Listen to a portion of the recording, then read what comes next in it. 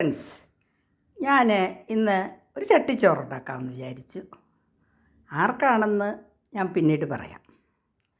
അപ്പോൾ എൻ്റെ ചട്ടിച്ചോറിൻ്റെ വിഭവങ്ങൾ കാണണ്ടേ? പുതിയ ചട്ടി, ചോറ്, രസം, മുട്ട ഓംലേറ്റ്, മുളക് വറുത്തത്, ഉരുട്ട് ചമ്മന്തി.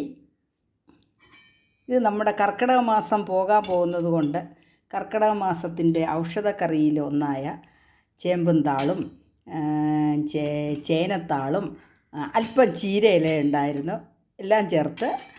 പിന്നെ പോകാൻ തൊണ്ട് പൊയ്യങ്കാണി ചീര എന്ന് പറഞ്ഞൊരു ചീര എൻ്റെ പുരയിടത്തിൽ ഇവിടെ ചെറുതായി നിന്നു.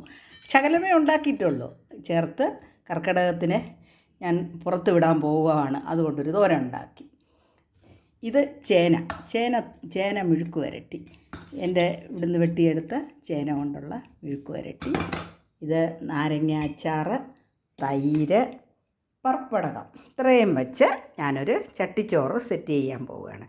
ഇന്നത്തെ ദിവസം കർക്കിടകം പോകുന്നത് കൊണ്ട് എല്ലാവരും നോൺ വെജ് ഉണ്ടാക്കും. ഹിന്ദുക്കളായിട്ടുള്ളവരുടെ വീടുകളിൽ വിശ്വാസത്തിൻ്റെ പുറത്ത് പോകുന്നവരൊക്കെ നോൺ വെജ് ഉണ്ടാക്കും. പക്ഷേ ഞാൻ നോൺ വെജായിട്ടൊന്നും ഉണ്ടാക്കുന്നില്ല.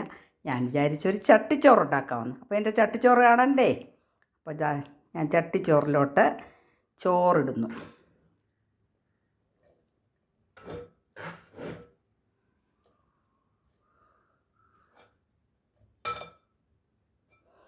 ചോറിട്ടു.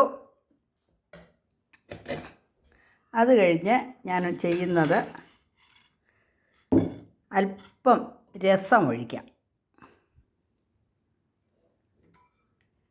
അല്പം രസം ഒഴിച്ചു. അത് കഴിഞ്ഞ് ഞാൻ അല്പം തൈര് ഒഴിക്കാം. അല്പം തൈരൊഴിച്ചു. പിന്നീട് ഞാൻ ചെയ്യാൻ പോകുന്നത് നമ്മുടെ ചീര, ഔഷധ ചീര എന്ന് തന്നെ പറയാം. ചീര വയ്ക്കാം. നല്ല ടേസ്റ്റ് ഉണ്ട് കേട്ടോ. ഉള്ളിയൊന്നും ഇട്ടിട്ടില്ല.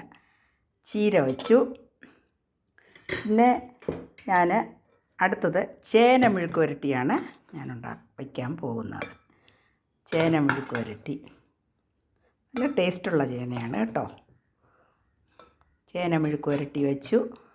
അത് കഴിഞ്ഞ് ഞാൻ ചെയ്യാൻ പോകുന്നത് മുട്ട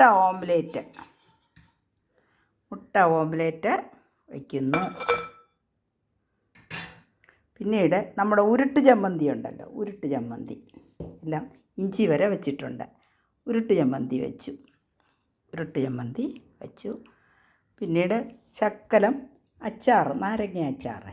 എല്ലാ അച്ചാറും ഇവിടെ ഉണ്ട്, പക്ഷേ ഞാൻ നാരങ്ങ മാത്രമേ എടുത്തോളൂ. നാരങ്ങ അച്ചാറ് വെച്ചു. അല്പവും കൂടെ വേണമെങ്കിൽ വയ്ക്കാം. അച്ചാറ് വെച്ചു. പിന്നീട് എന്താ വയ്ക്കേണ്ടത്? പിന്നീട് ഞാൻ ഒരു മുളക് വറുത്തതും കൂടി സൈഡിൽ വയ്ക്കുന്നു. പിന്നീട് ഒരു പപ്പടവും കൂടി ആയിക്കോട്ടെ. എന്നാൽ നമ്മുടെ ഒരു പപ്പടത്തിനെ കൂടെ നമുക്ക് വയ്ക്കാം. അപ്പം ഈ ദിവസം ഞാൻ ഒരു ചട്ടിച്ചോറ്, ഇതൊരുപാട് കഴിക്കുന്ന ആളല്ല, അതുകൊണ്ടാണ് ചോറിൻ്റെ അളവ് വളരെ കുറച്ചത്. ഇത്രയും തന്നെ കൂടിപ്പോയി. എന്തായാലും ഒരു ചട്ടിച്ചോറിനുള്ള വിഭവങ്ങളാണ് ഇതെല്ലാം. അപ്പോൾ എന്തായാലും നമ്മുടെ കർക്കിടക മാസത്തിനെ നമുക്ക് പറഞ്ഞുവിടാം. ഈ കർക്കിടക മാസം വളരെ ദുഃഖകരമായ ഒരു മാസമായിരുന്നു. നമുക്ക് വേണ്ടത്തക്ക ആൾക്കാർ ഒരുപാട് പേര് നമ്മളിൽ നിന്നും മരണപ്പെട്ടു പോയി. അതിൻ്റെയൊക്കെ ദുഃഖം നമുക്കുണ്ട്. എന്തായാലും ജനിച്ചാലൊരു മരണമുണ്ട്. അപ്പോൾ അതിൽ കൂടി തന്നെ നമ്മളങ്ങനെ വിചാരിക്കാം. അത്ര മാത്രമേ ഉള്ളൂ. അപ്പം എൻ്റെ ചട്ടിച്ചോറിൻ്റെ വിശേഷം ഇതൊക്കെയാണ്. ഈ വീഡിയോ എല്ലാവർക്കും ഇഷ്ടമായിട്ടുണ്ടെങ്കിൽ എനിക്കൊരു ലൈക്കും ഒരു ഷെയറും ഒരു സബ്സ്ക്രൈബും തന്ന് എന്നെ പ്രോത്സാഹിപ്പിക്കും. അപ്പോൾ ഓക്കേ.